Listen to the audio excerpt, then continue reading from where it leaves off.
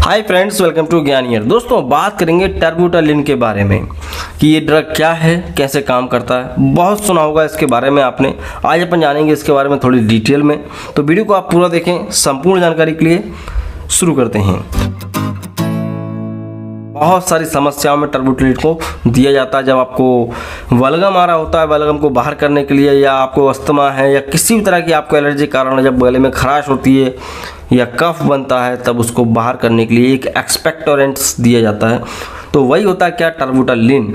तो टर्बुटालिन के दोस्तों मैं आपको बताना चाहूँगा कि सिर्फ और सिर्फ इसका आपने अभी तक सिरप देखा होगा, कई लोगों ने इसका टैबलेट भी देखा होगा, लेकिन इसका इंजेक्शन भी आता है, इंट्रामस्कुलर, इंट्रावीनियस और सबक्यूटेनियस, सारे तरह से इसको लगाया जा सकता है, लेकिन इंजेक्शन कम यूज़ होता है।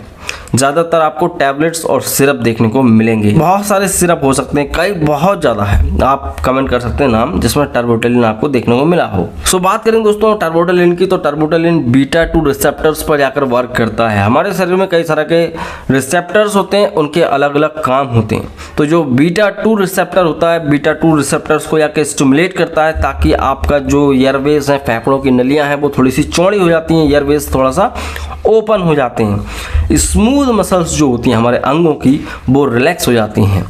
तो एक प्रकार से ये मसल रिलैक्सेंट की तरह भी वर्क करता है, लेकिन ये मसल रिलैक्सेंट नहीं है। ये सिर्फ और सिर्फ आपके लंग्स की जो स्मूथ मसल्स हैं उनको जाकर रिलैक्स कर देता है, ताकि आपके लंग्स में से आपके कफ आसानी से बाहर आ जाए। ठीक है, तो एक प्रकार से कफ को बाहर निकालता है मसल्स को रिलैक्स करके, और आपको सांस लेने में तकलीफ नहीं होती है, आपको इजी ब्रीथिंग होती है। तो बहुत सारे यूज़ हो सकते हैं इसके। इंडिकेशंस की अगर बात की जाए तो देखो, ब्रोंकियल अस्थमा, कई बार ब्रोंकाइटिस होता है तो आदमी को अस्थमा जैसे लक्षण देखने को मिलते हैं। ठीक है ना, तो ब्रोंकियल अस्थमा में इसको दिया जाता है। एम्फिसेमा में दिया जाता है। ठीक है, क्रोनिक ब्रोंकाइटिस, ब्रोंकाइटिस बहुत लंबा पुराना ब्रोंकाइटिस है, तो वहाँ पे एंटीबैक्टीरियल ड्रग्स तो चलते ही, साथ में आपको टर्बुटालिन भी चलाना पड़ता है for the removing cough from the lungs. ठीक, और प्रीमैच्योर लेबर। अब ये जो प्रीमैच्योर लेबर का यूज़ बता रहा हूँ, आपको भी सुन के थोड़ा अजीब लगेगा, लेकिन पहले यूज़ करते थे डॉक्टर्स इंजेक्शन के रूप में, क्योंकि जाहिर सी बात है ये मसल्स को रिलैक्स कर रहा है, तो कई बार इसका यूज़ प्रीमैच्योर लेबर के टाइम पे भी यूज़ किया जाता था कि मसल्स रिलैक्स हो जाए। जिन महिलाओं को बच्चा जल्दी हो जाता था तब भी इसको यूज़ करते थे। सो ओवरऑल कहा जाए तो देखो भाई, आपके शरीर में लंग्स हैं, यहाँ पे कफ बन रहा है किसी भी इन्फेक्शन के द्वारा, किसी भी कारण से, तो उसकी रिलैक्स करेगा मसल्स को और कफ को बाहर करने का काम इसका होता है। वहीं पर कुछ सावधानियों का भी खास ध्यान रखना पड़ता है कि भाई अगर आप टर्बुटालिन यूज़ कर रहे हैं तो आपको ये पता होना ज़रूरी है, जैसे कि अगर आपको हाइपर सेंसिटिविटी है किसी भी पर्टिकुलर मॉलिक्यूल से, तो आपको इसको नहीं लेना है। ठीक है, अरिथमिया की प्रॉब्लम है, मतलब कि किसी पेशेंट की अगर हार्ट रेट कम हो जाती है अक्सर, तो ऐसे पेशेंट को नहीं देना है। साथ ही दोस्तों टैकीकार्डिया, टैकीकार्डिया मतलब कि हार्ट रेट अगर बढ़ी हुई है, पेशेंट की हार्ट रेट ज़्यादा जा रही है, तो उस कंडीशन में इसको नहीं दिया जाता। ठीक है, साइड इफ़ेक्ट समझ लेते हैं। साइड इफ़ेक्ट ये दोस्तों कि आदमी को एंजाइटी हो जाती है, वॉमिटिंग हो सकती है, चिंता, तनाव, ये सब होने लगता है थोड़ा थोड़ा, और मसल क्रैम्प हो जाते हैं, मसल क्रैम्प, ब्रोंकोस्पाज्म, ये सब देखा गया है कि इसके साइड इफ़ेक्ट्स में ये होता है। ठीक है, अब बात करें दोस्तों इसके कुछ ड्रग इंट्रैक्शंस की कि भाई ड्रग इंट्रैक्शंस क्या क्या देखे गए हैं, किन किन दवाइयों को साथ में नहीं देते हैं। तो 2 दवाइयां हैं बेसिकली, इनको मेनली ध्यान रखना पड़ता है। एफिड्राइन है दोस्तों, और थियोफाइलिन है। थियोफाइलिन भी एक प्रकार से इसी बीमारी में यूज़ करते हैं, अस्थमा वगैरह में।